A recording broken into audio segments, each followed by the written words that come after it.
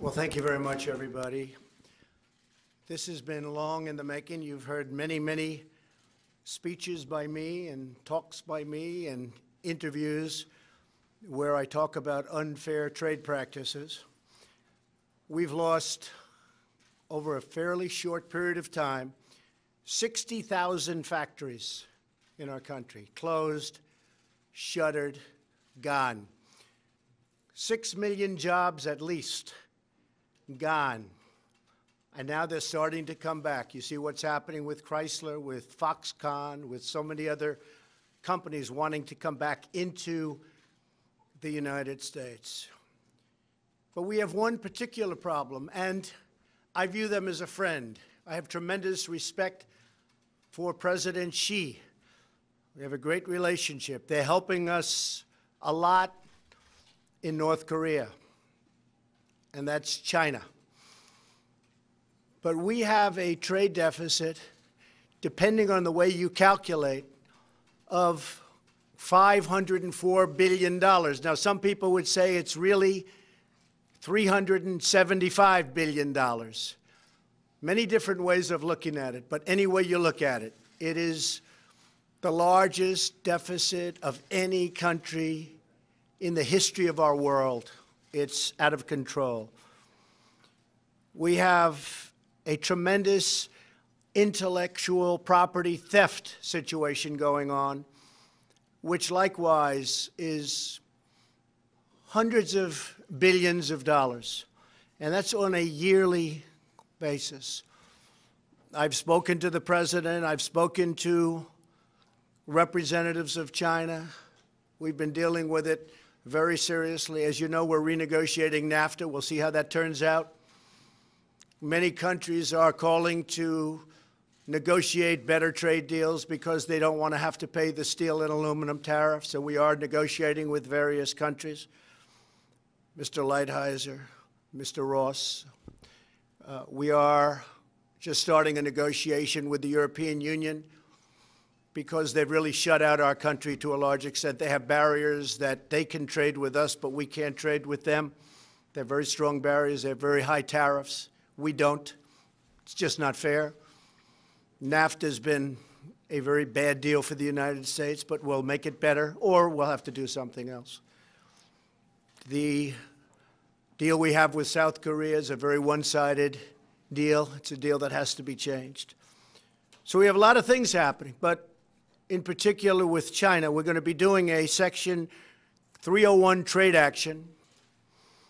It could be about $60 billion, but that's really just a fraction of what we're talking about.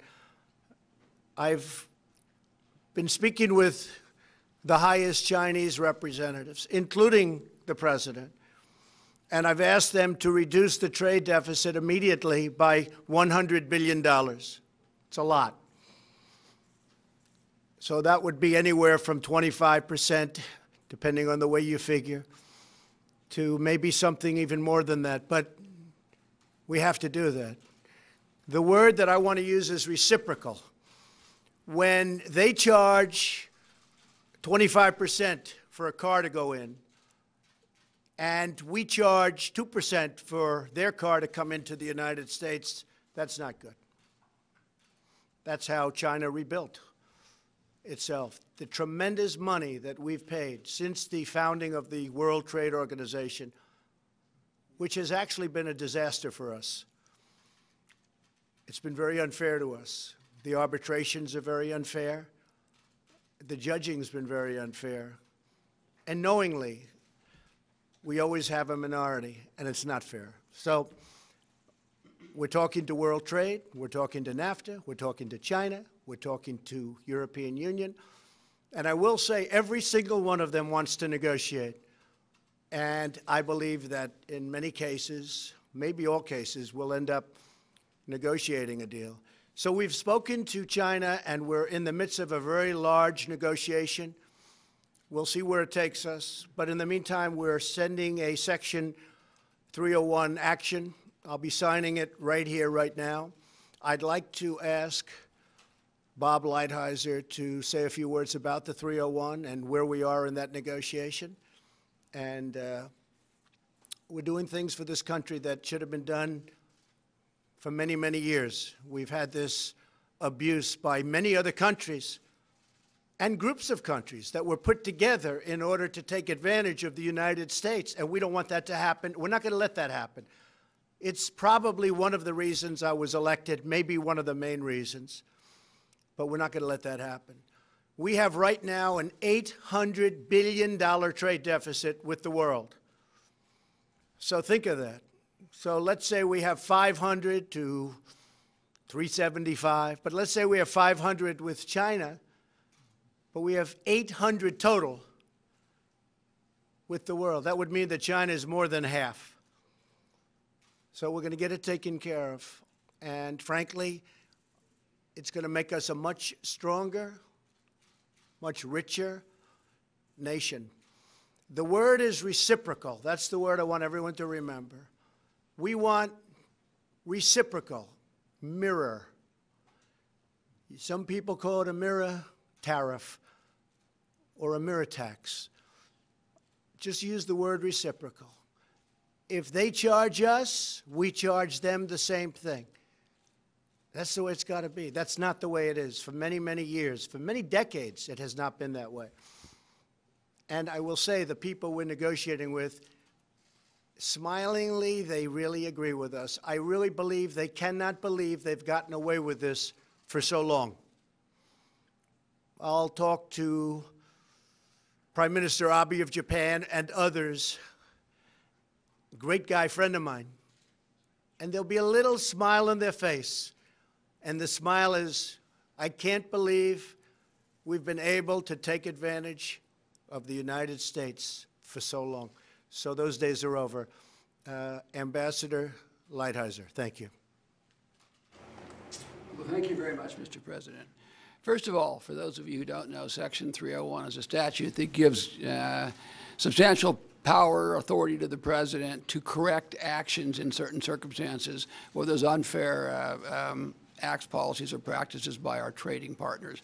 In this case, the area is technology. Technology is probably the most important part of our economy. There's 44 million people who work in high technology areas.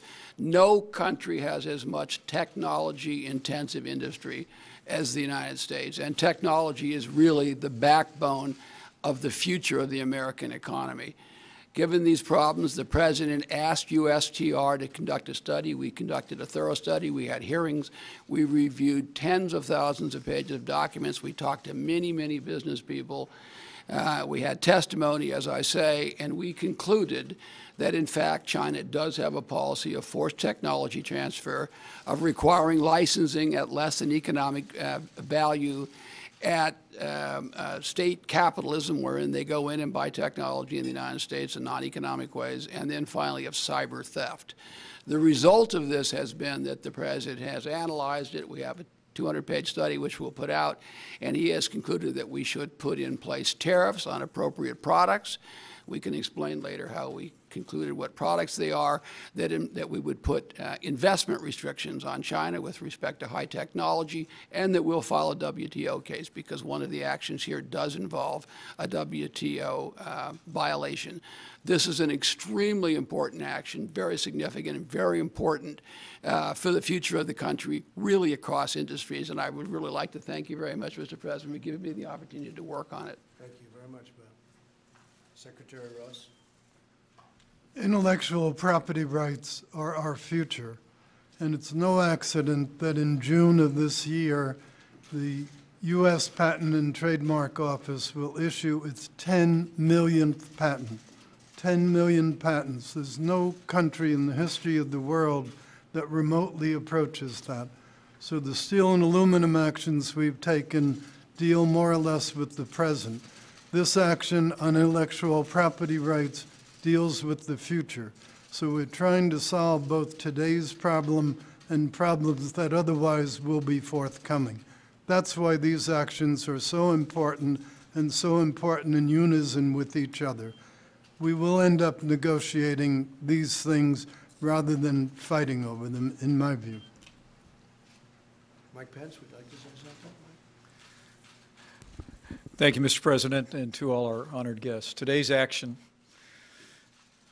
sends a clear message that this president and our entire administration are determined to put American jobs and American workers first. The action the president will take today under Section 301 also makes it clear that the era of economic surrender is over. The United States of America is taking targeted and focused action to protect not only American jobs, but America's technology, which will power and drive an innovation economy for decades to come. It is just one more step of a promise made and a promise kept by President Trump. So we'll sign right now. I just want to let everybody know, just for a second time, that we are in the midst of very major and very positive negotiations. Positive for the United States, and actually very positive for other countries also. We have some of our great business leaders and leaders, period, right behind me. I may ask Marilyn Lockheed, the leading woman's business executive in this country, according to many. And we buy billions and billions of dollars worth of that beautiful F-35.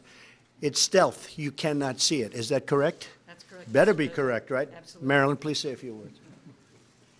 Well, thank you, Mr. President. I would just say that this is a very important moment for our country in that we are addressing what is a critical area for the aerospace and defense industry, and that is protecting our intellectual property. As has been expressed, that is a threat to us if we have that stolen from our companies, because that is the lifeblood of our companies. And so we very much welcome this action on the part of the Trump administration and the President of the United States. Thank you. Thank you, Marilyn.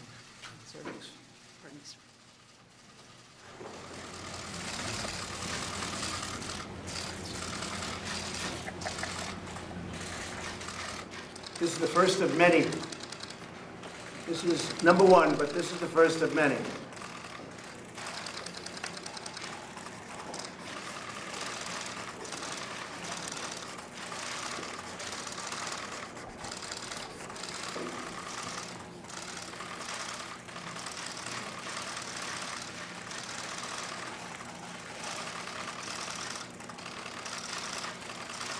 Thank you all very much. Marilyn? Thank you, Mr. President. Thank you very much. Would you like to testify to Special Counsel Robert Mueller, sir? Thank you. Can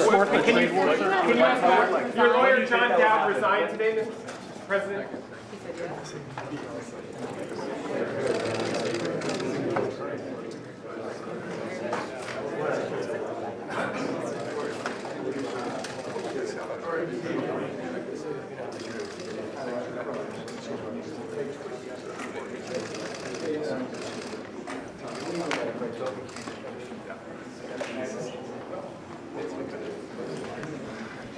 Kelly? Yeah?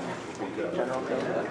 Shannon, please, press. You cannot leave the room.